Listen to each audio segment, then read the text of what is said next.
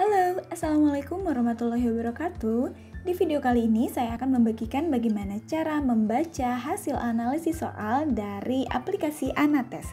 Nah, teman-teman boleh cek video sebelumnya ya, yang berisi bagaimana sih cara atau teknik untuk input data dan analisis soalnya.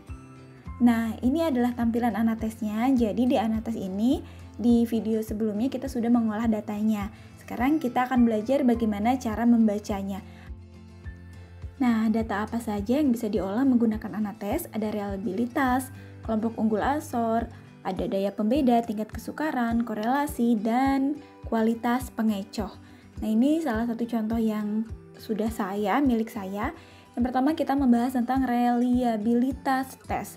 Apa itu? Jadi ini adalah kestabilan skor yang diperoleh dari orang yang sama ketika diuji ulang dengan tes yang sama pada situasi yang berbeda. Jadi sebuah instrumen dikatakan reliable seperti pada tabel ini ya, sangat tinggi itu 0,9 sampai 1 itu apabila instrumen itu konsisten. Nah, ini salah satu contoh hasilnya reliabilitas tes.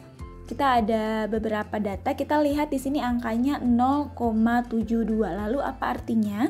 Kita cek lagi ke tabel yang tadi. 0,72 itu berada di rentang keterangan tinggi.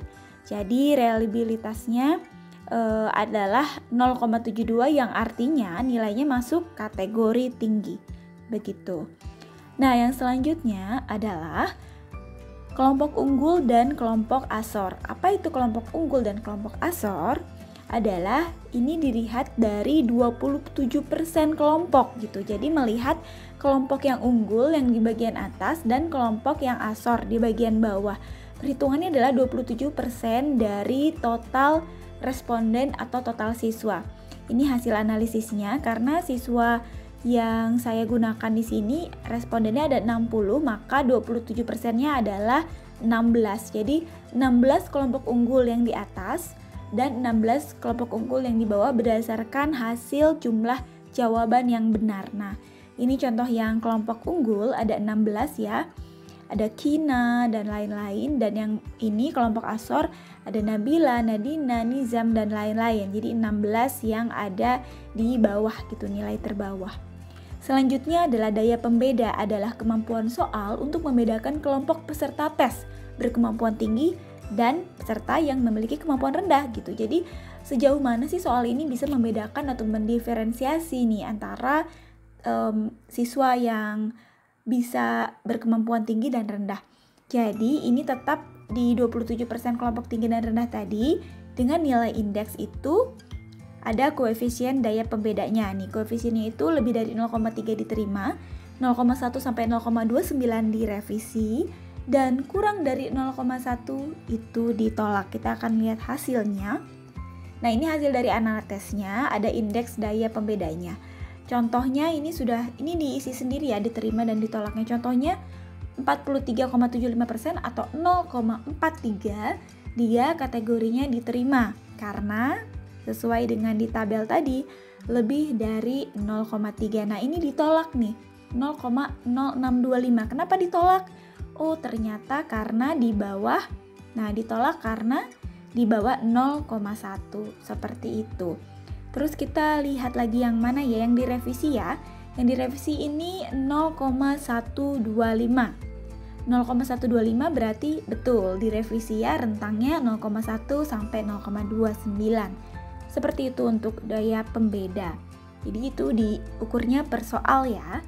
Jadi soal nomor 1 ditolak, diterima atau direvisi. Selanjutnya adalah tingkat kesukaran. Tingkat kesukaran ini untuk mengetahui nih suatu soal ini yang telah dibuat ini susah apa mudah gitu ya. Di sini ada rentangnya juga, ada kualifikasi tingkat kesukarannya juga, yaitu ada sangat sukar, sukar, sedang, mudah, dan sangat mudah. Ini juga dianalisisnya per butir soal ya. Ini tabelnya, kita akan lihat langsung hasil penilaian yang keluar dari Anates. Nah, ternyata di Anates ini sudah langsung keluar nih tafsirannya. Jadi kita tidak usah menginterpretasikan sendiri. Jadi sudah terlihat mudah, sukar, sedang, sangat mudah, sangat sukar. Ini sudah langsung terlihat per butir soal.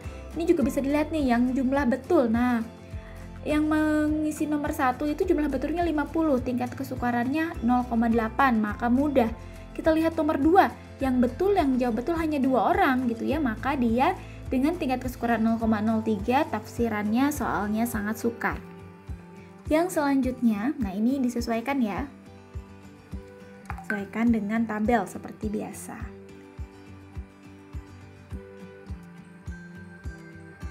Nah ini tadi sangat mudah, coba kita lihat yang sangat mudah, 0,88, wah berarti lebih dari 0,86 ya, betul ya.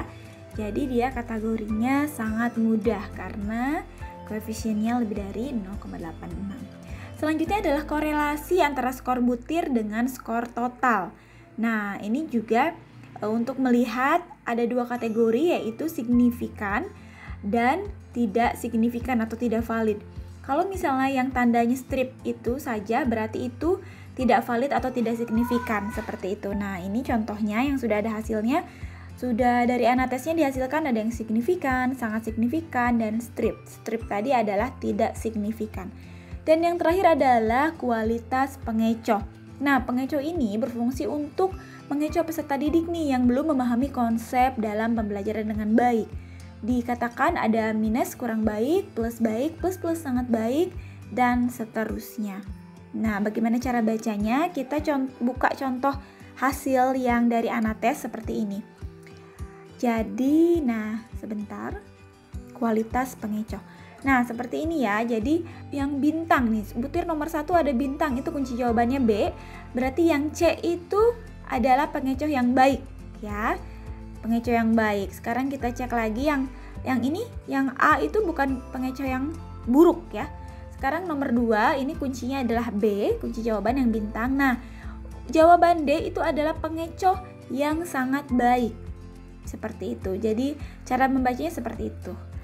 Nah, itulah teman-teman untuk bagaimana cara membaca hasil analisis menggunakan Anates. Selamat mencoba. Terima kasih. Assalamualaikum warahmatullahi wabarakatuh.